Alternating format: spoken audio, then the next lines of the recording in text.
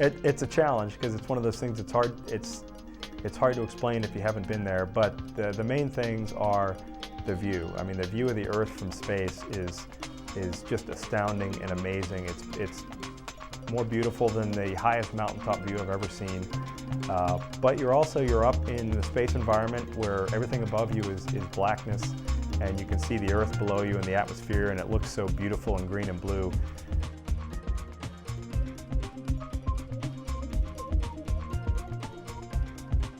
I think the moment that stood out for me was my first real look at the Earth on my first mission.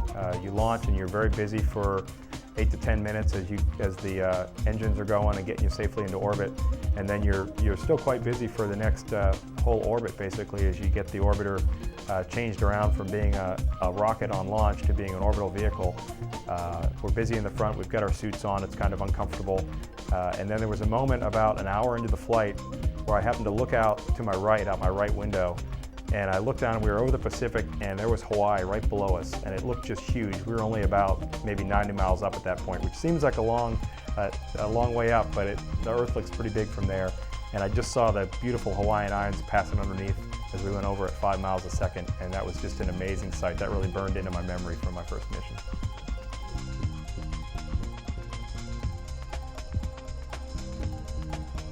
It varies very much from one person to the next. For me, it was about a day. You spend your whole life down here at 1G, and then you're thrown into this 0G microgravity where you're just floating and everything's floating. It takes a while for your body to get used to that, but after about a day, you're kind of back to normal, and you can do your work for the rest of the mission.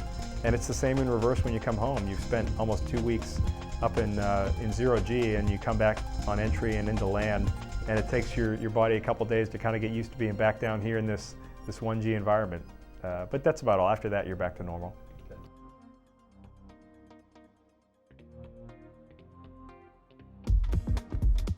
It's a very different experience. I mean, the shuttle's coming in as a glider, so we're very interested after we do our deorbit burn on the other side of the world, basically, of tracking our progress very carefully across the Pacific and then across Mexico and the Caribbean as we come into the Kennedy Space Center. And then once you get close to the Kennedy Space Center, coming in on that steep dive, lining up with the runway and getting it touched down much faster than an airliner or even a tactical jet would touch down. We spent a lot of time practicing, a lot of practice approaches.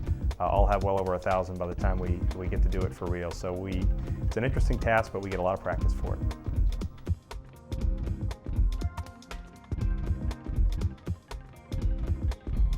Probably all of the folks that are currently astronauts, we didn't think we were going to be astronauts when we grew up. We just decided to do something that we really loved and were really interested in, and we went down a path that eventually we found out, hey, I could apply to NASA with this resume. So we did, and then we were very lucky to be picked.